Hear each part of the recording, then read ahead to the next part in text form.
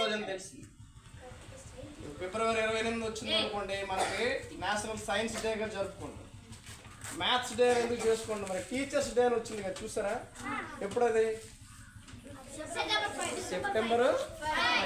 బాలల దినోత్సవం ఎప్పుడు? నవంబర్ 14 కదా.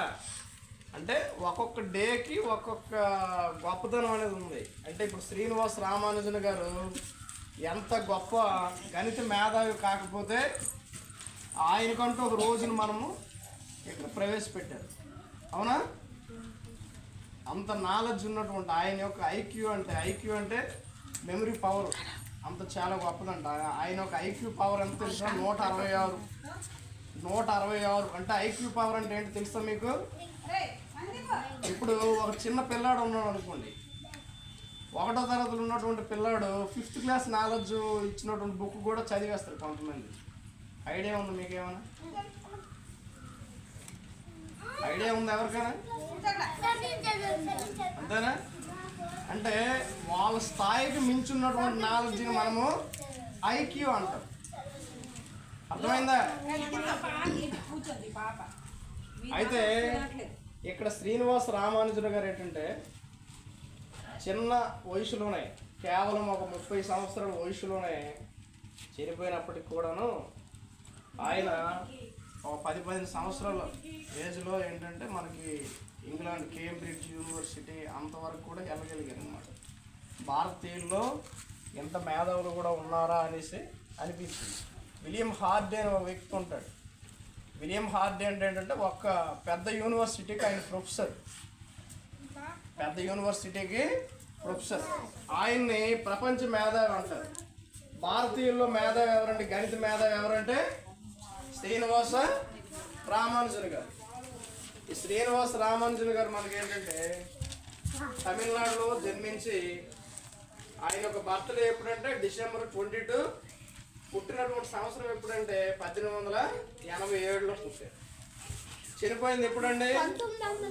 1920లో చనిపోయింది. అర్థమైందా? ప్రపంచ గణిత దినోత్సవం ఎప్పుడంటే April 14, 16 ఎప్పుడు జరుపుకుంటాం. కానీ మన ఇండియాకి సంబంధించి గణిత దినోత్సవం ఎప్పుడంటే డిసెంబర్. ప్రపంచంలో చెప్తున్నాం. అర్థమైందా? మన ఇండియాలో కూడా September 5న ఏం చేస్తాం మనము? టీచర్స్ డే జరుపుకుంటాం. మన అలాగే November 14 బాలల దినోత్సవం జరుపుకుంటాం. ప్రపంచంలో కూడా బాలల దినోత్సవం ఇప్పుడు November 20. అర్థమైందా? మన భారతదేశానికి సంబంధించి అంత గొప్ప మేధావి అనమాట.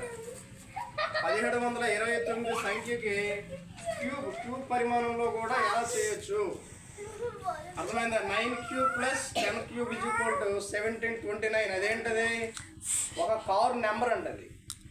William Carey and William Hardy, Srinivasa Ramanujan గారు ఒక కారులో ప్రయాణిస్తున్నప్పుడు ఆ ప్రొఫెసర్ ఏమన్నారంట, చాలామంది గొప్ప ధనవంతులు ఉన్నారయ్యా, వాళ్ళందరికీ కూడా ఫ్యాన్సీ నెంబర్లు ఉంటాయి. ఫ్యాన్సీ నెంబర్లు అంటే ఏంటండి? బైక్ నెంబర్లు ఎప్పుడైనా చూసారా? 999, 555, 000 ఇవన్నీ కూడా ఫ్యాన్సీ నెంబర్లు అంటారు. డబ్బులు ఇచ్చి కొనుక్కుంటారు. ఆ విలియం హార్డే అనే వ్యక్తి ఏమని చెప్పాడంటే శ్రీనివాస రామానుజన్ గారికి, నాకు ఈ కారు నెంబర్ల పట్ల అంత ఆసక్తి లేకపోయినప్పటికీ అందరూ కూడా ఫ్యాన్సీ నెంబర్ల మీద ఇంట్రెస్ట్ చూపిస్తారు, నా కారు నెంబర్ చూస్తే ఇలా ఉందని అన్నాడంట ఆయన. అప్పుడు శ్రీనివాస రామానుజన్ గారు 1729 నెంబర్ని ఏం చేశారంట, 9³ + 10³ అని చెప్పారు. దానికి ఏమని చెప్తున్నారు ఇక్కడ? 1729 నెంబర్ని ఆ విధంగా క్యూబ్ చేయగలిగారు. సార్ మీ నెంబర్ కూడా ఒక ఫ్యాన్సీ నెంబర్ వేస్తారని చెప్పారు. అంటే ఆ విధంగా శ్రీనివాస రామానుజన్ గారు అప్పటికప్పుడే ఒక చిన్న సమస్యను ఇచ్చినప్పటికీ కూడా, అంత జటిలమైనటువంటి సమస్యను ఇచ్చినా కూడా క్లుప్తంగా ఆన్సర్ చెప్పగలిగారు. తర్వాత ఇంకొక విషయం ఏంటి, మనకి హోమన్ కంప్యూటర్ అని ఎవరిని పిలుస్తారు? 6th క్లాస్లో ఉంది, 5th క్లాస్లో శకుంతలాదేవి గారు. అంతేనా? హోమన్ కంప్యూటర్ అంటారు. ఇండియన్ మ్యాథమెటిషియన్, గ్రేట్ మ్యాథమెటిషియన్ ఎవరంటే శ్రీనివాస రామానుజన్ గారు. ఓకేనా?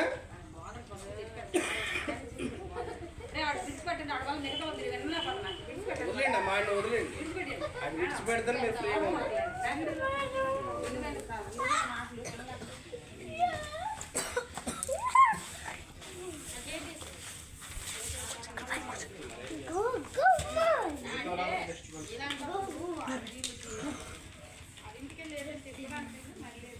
సరేనమ్మా, ఇప్పుడు మ్యాథ్స్ దినోత్సవం జరుపుకోవడంలో ముఖ్య ఉద్దేశం ఏంటో తెలిసింది కదా.